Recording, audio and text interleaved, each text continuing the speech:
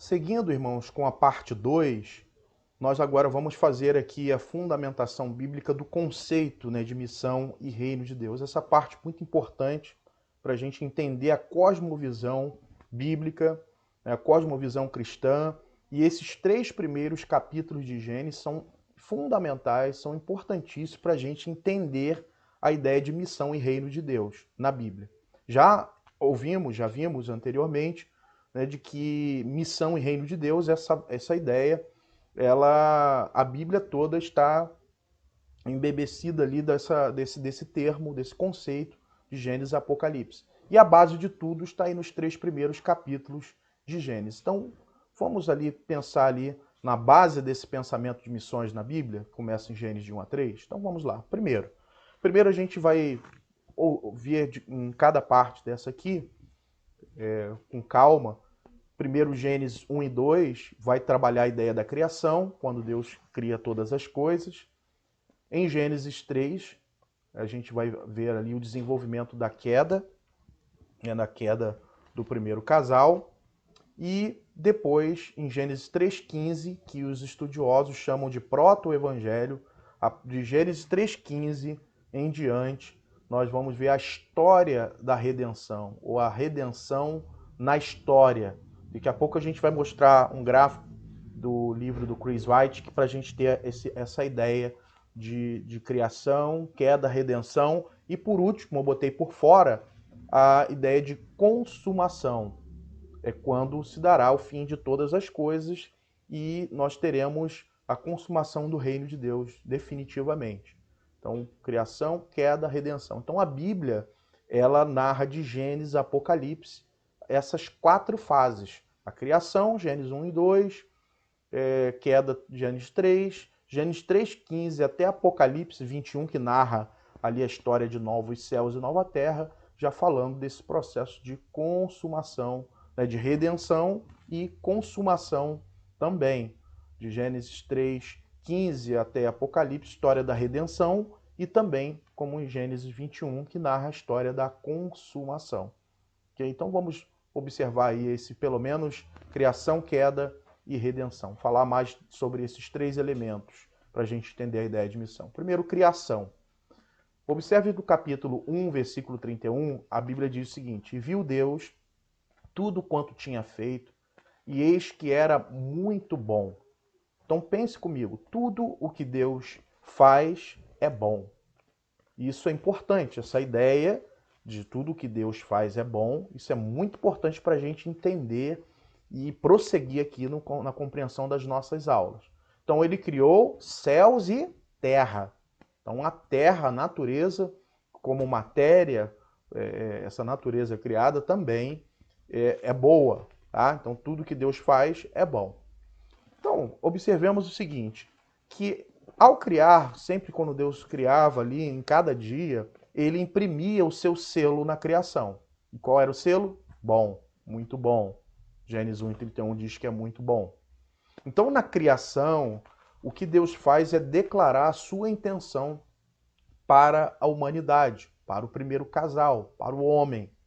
E qual era a intenção de Deus na criação, quando ele criou? Ele criou relacionamentos harmônicos, ou a harmonia nos relacionamentos. Ele estabeleceu relacionamentos harmônicos. Que relacionamentos são esses que Deus estabeleceu de maneira harmônica? Primeiro, o relacionamento de Deus com o ser humano, com o casal. Então, é o relacionamento do homem com Deus, um relacionamento do homem consigo mesmo e também com o seu próximo. Então, ali um relacionamento psicológico e sociológico, vamos dizer assim. E também Deus estabeleceu um relacionamento harmônico desse ser humano, desse primeiro casal, dessa humanidade, com a criação, com a natureza, com a terra. Relacionamentos harmônicos. Então, quando Deus cria tudo muito bom e coloca o primeiro casal como vice-regente, como mordomo de toda a criação, Deus está ali estabelecendo uma harmonia e relacionamentos harmônicos.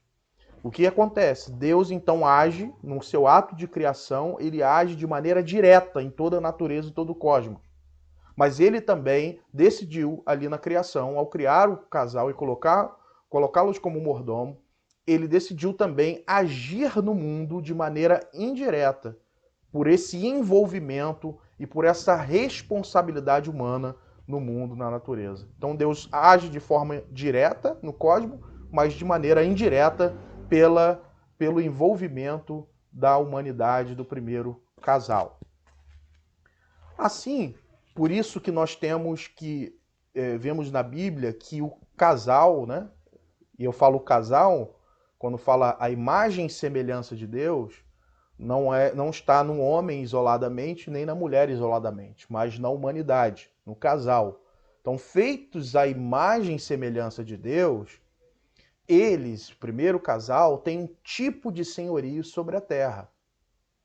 E ali eles têm a responsabilidade dos relacionamentos que foram estabelecidos por Deus de desenvolver essas relações, né, de maneira harmônica, nas 3 áreas que a gente já descreveu aqui anteriormente.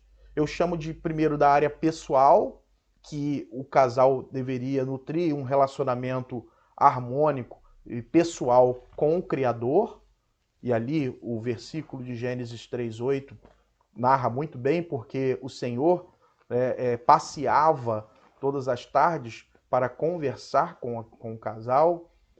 O Senhor dava diretrizes a esse casal para, por exemplo, dar nome aos animais, para estabelecer a ordem ali da criação. Então havia um relacionamento pessoal com Deus, do homem com Deus, e era harmônico esse relacionamento. O que a gente chama agora de relacionamento social é a relação do homem consigo mesmo.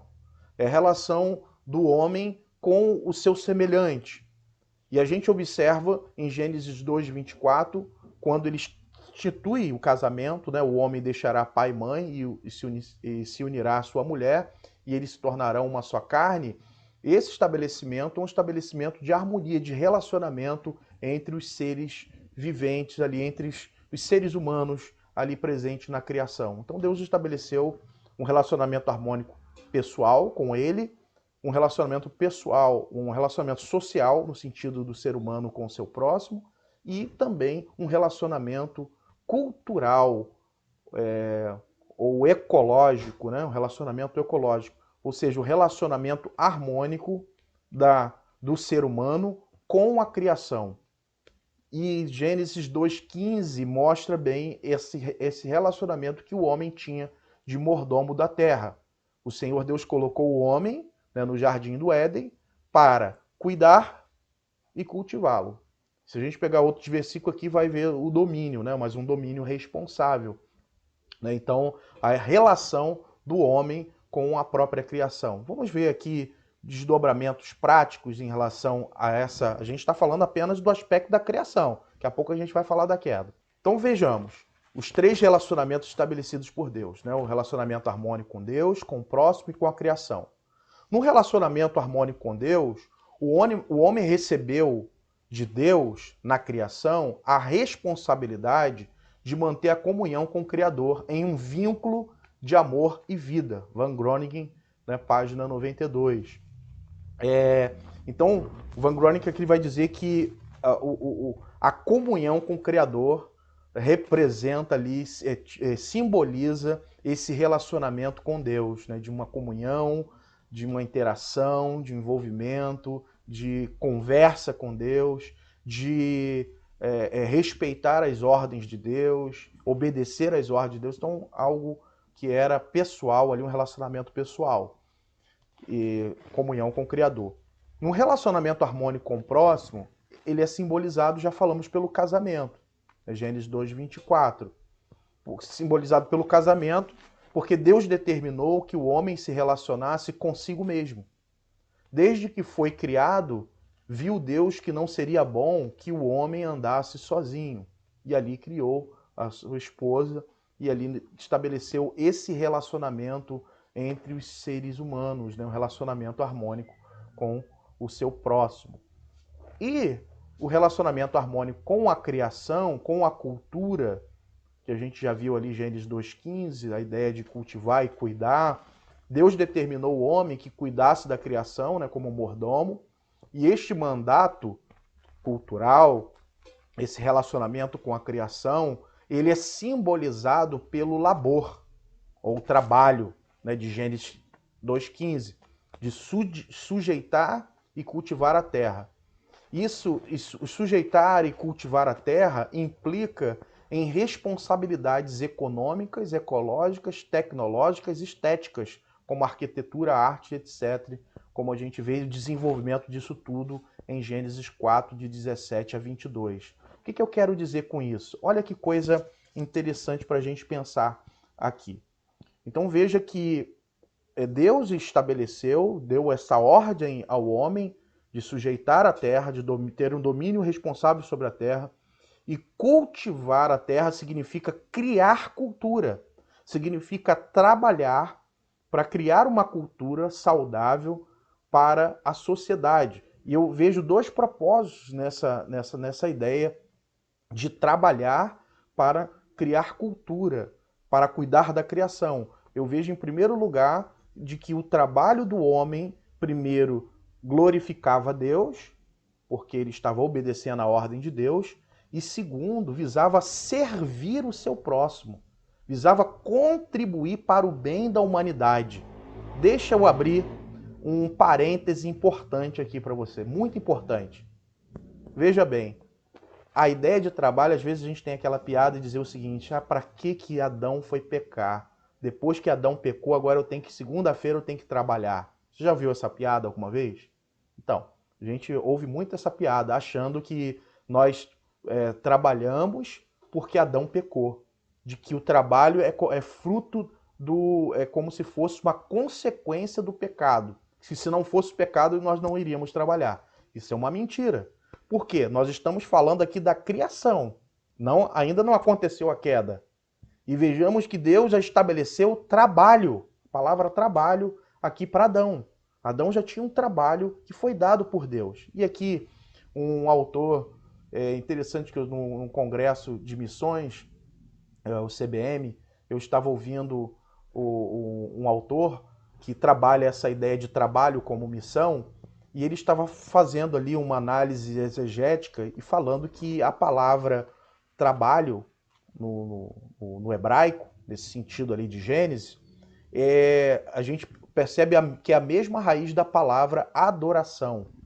Por isso que alguns contextos falam assim, e serviu ao Senhor, né? Porque a ideia de trabalhar, de adorar o Senhor, então a ideia de adoração. Então veja que o conceito que está por trás do trabalho no sentido bíblico é a palavra adoração. Trabalhar aqui é no sentido de adorar a Deus. E como, trazendo aqui uma aplicação para a gente, como você se relaciona com o seu trabalho? Será que você diz assim, o meu trabalho secular e o meu trabalho espiritual? Você acha que o trabalho espiritual é aquele que você faz na igreja, aquilo que você faz relacionado à igreja, à eclesia. Mas aquilo que você faz no trabalho, no seu dia a dia, você acha que é secular. De maneira nenhuma, o trabalho é santo e é para a glória de Deus. Porque ele visa glorificar a Deus. Em segundo lugar, ele visa contribuir para o bem da humanidade. Quando você, por exemplo, é um arquiteto e você faz um trabalho para a glória de Deus e para servir o povo, você está com aquele projeto da sua profissão, você está contribuindo para o bem da humanidade. É verdade que homens e mulheres trabalham muitas vezes para prejudicar o próximo, aí foge do propósito bíblico. Mas o trabalho, ele é santo, porque ele visa glorificar a Deus e ele visa servir o próximo. Agora, uma curiosidade. Você sabia que o termo trabalho no latim, o conceito, é a ideia de tripilium, né? Não sei se a pronúncia seria essa no latim, a ideia de tripilium, que deriva a nossa palavra no latim, a palavra trabalho. E sabe o que significa? Instrumento de tortura.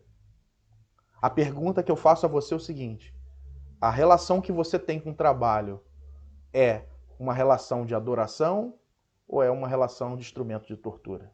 A relação que, de maneira geral, a igreja tem com o trabalho é o sentido bíblico ou o sentido cultural nosso mais próximo?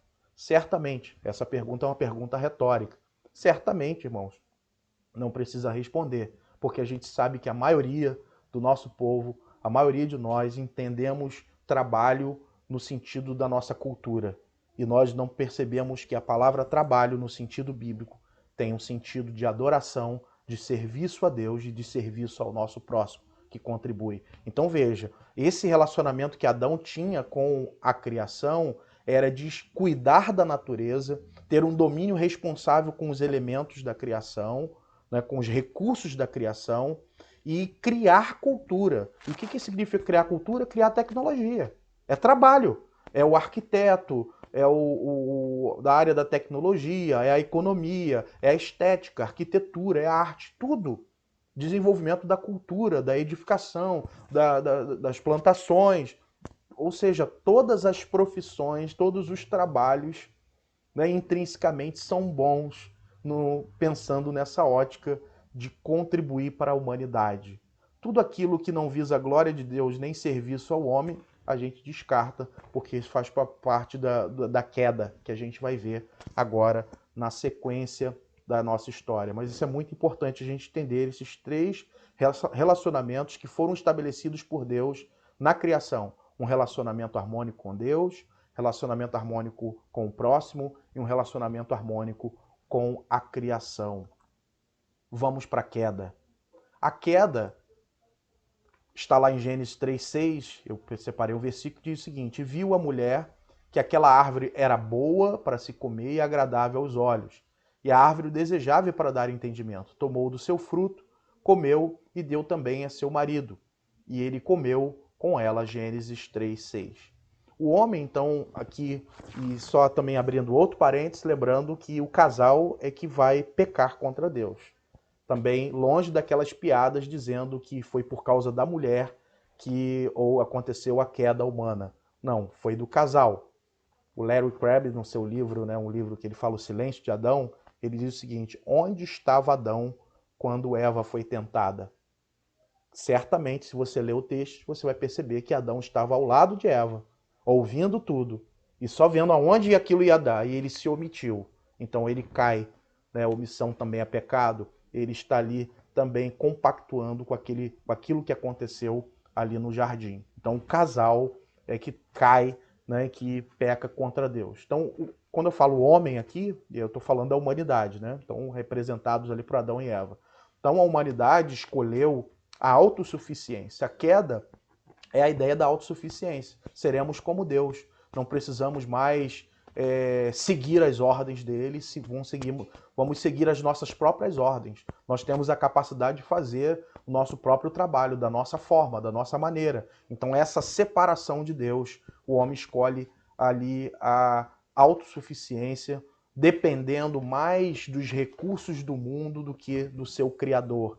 Então veja, já temos todos os elementos, já sabemos como trabalhar, não precisamos de Deus. Então essa dependência do mundo criado e não do seu Criador. É rejeitar as diretrizes de Deus. Em vez de subordinar a elas, o homem vai optar então pela separação e vai rejeitar todas as diretrizes de Deus, porque ele vai viver agora segundo aquilo que acha melhor para a sua vida.